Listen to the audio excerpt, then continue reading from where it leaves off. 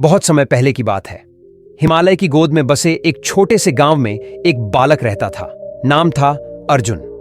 अर्जुन बड़ा ही बेचैन और चंचल स्वभाव का था। कभी हंसता, कभी रोता, कभी गुस्सा करता और कभी डर के मारे कांपने लगता। उसकी माँ रोज कहती, बेटा थोड़ा अपने मन को संभाल, थोड़ा शांत रह। लेकिन अर्जुन के लिए यह मुमकिन ही नहीं था। रात को जब अकेला होता तो डर, चिंता और सोच उसे घेर लेती। मन भटकता रहता, हर छोटी बात पर परेशान हो जाता। एक दिन गांव में एक वृद्ध साधु आए। उनका नाम था स्वामी दयानंद। लोग कहते थे कि वे मन और ध्यान के ज्ञानी हैं। अर्जुन की मां उसे उनके पास लेकर गई। साधु ने अर्जुन को देखा और मुस्कुराकर पूछा, बेटा तुझे सबसे ज्यादा कब डर लगता है? अर्जुन बोला, जब मैं अकेला होता हूं, जब अंधेरा होता है या जब कोई मुझे डांटता है, तब मेरा मन बहुत घबराता है बाबा। साधु ने कहा, अच्छा कभी अपनी सांस को महसूस किया है? अर्जुन ने हैरानी से कहा, सांस? वो तो अपने आप चलती है बाबा, इसमें कैसा ध्यान देना? साधु हंस पड़े। यही तो रहस्य है बेटे। मन और सांस का रिश्ता इतना गहरा है कि जब मन बेचैन होता है सांस तेज हो जाती है, और जब मन शांत होता है सांस भी धीरे धीरे चलती है। तू अपने मन को काबू करना चाहता है तो अपनी सांस को समझ, उसकी लय को पकड़, उसका स्पंदन महसूस कर। फिर देख तेरा मन भी उसी के साथ थम जाएगा। अर्जुन को यह बात समझ नहीं आई।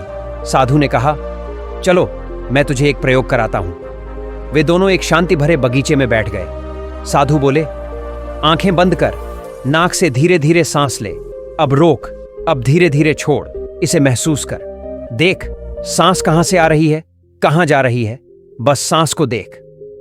कुछ ही देर में अर्जुन ने महसूस किया कि उसका मन कुछ शांत हो रहा है, जैसे अंदर कोई तूफान धीरे धीरे थम रहा हो। साधु ने कहा, देखा तेरा मन सांस के साथ जुड़ा है। अगर तू चाहे तो सांस की डोरी पकड़कर अपने मन को खींच सकता है। सांस को धीमा कर तो मन भी धीरे धीरे शांत हो जाएगा, और जब सांस तेज होगी तो मन भी भागने लगेगा। इसलिए जो व्यक्ति अपनी सांस पर ध्यान देना सीख लेता है वो अपने मन का मालिक बन जाता है। न क्रोध, न डर, न चिंता।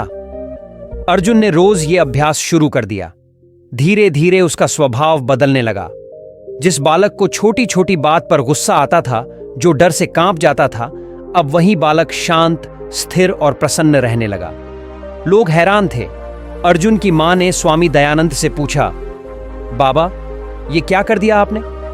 साधु ने मुस्कुराकर कहा, मैंने कुछ नहीं किया, बस इसे इसकी सांस का ज्ञान करा दिया। सांस ही जीवन है और सांस ही मन। जिसने सांस को साध लिया उसने जीवन को साध लिया। उस दिन से अर्जुन का मन उसके वश में था। उसने दुनिया से डरना, घबराना और गुस्सा करना छोड़ दिया। वो हर काम ध्यान से करता, सांस को लयबद्ध रखता। मन की चंचलता पर अब उसका अधिकार था। यही है मन और सांस का गहरा संबंध। सांस शरीर में जो बदलाव लाती है वही बदलाव मन में भी होता है, और मन में जो हलचल होती है वो सांस की गति बदल देती है।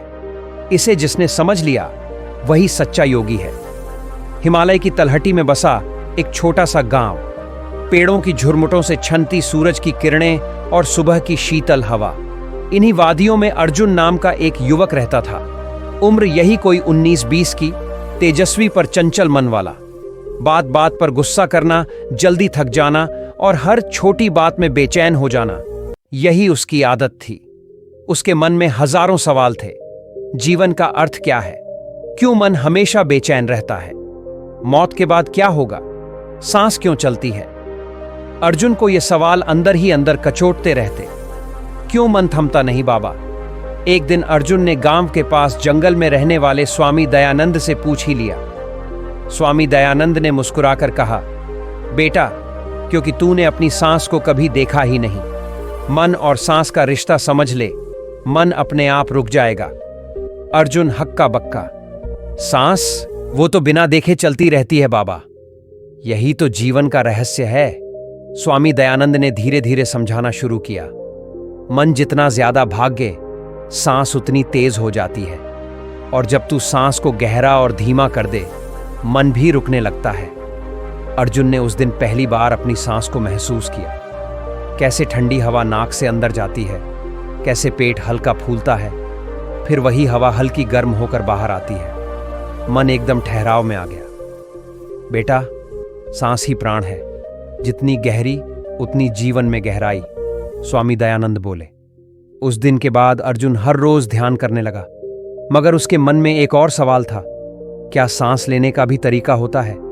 एक दिन स्वामी दयानंद ने उसे पास बिठाकर सिखाया, पूरक, लंबी सांस भरना, कुंभक, उसे रोकना, रेचक, धीरे धीरे छोड़ना।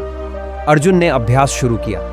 धीरे धीरे उसका गुस्सा कम हुआ, मन की बेचैनी घटने लगी। मां ने भी कहा, बेटा तू अब बदल गया है। लेकिन अर्जुन को अब भी अपने भीतर पुराने डर, दुख और विचार उभरते दिखते। वो परेशान होता, बाबा जब मैं ध्यान में बैठता हूं तो डर, दुख और पुरानी बातें उभरती हैं, मैं क्या करूं? तब स्वामी दयानंद उसे एक पुराने बौद्ध मठ ले गए। वहां एक वृद्ध भिक्षु ध्यान में मग्न थे। उन्होंने अर्जुन को बुलाया, आ बैठ बालक, सांस को देखना सिखा है, अब विचारों को देखना सीख। भिक्षु ने उसे विपश्यना ध्यान सिखाया। सांस आती है, जाती है, शरीर में हलचल होती है, विचार आते हैं, जाते हैं, बस देख, रोक मत, पकड़ मत, साक्षी बन जा। अर्जुन ने अभ्यास किया। शरीर में खुजली हुई, दुख उठा, पर उसने बस देखा। मन में डर आया, पुरानी यादें उभरी, पर बस देखा, सब धीरे धीरे बहता गया। भिक्षु बोले, ये है विपश्यना।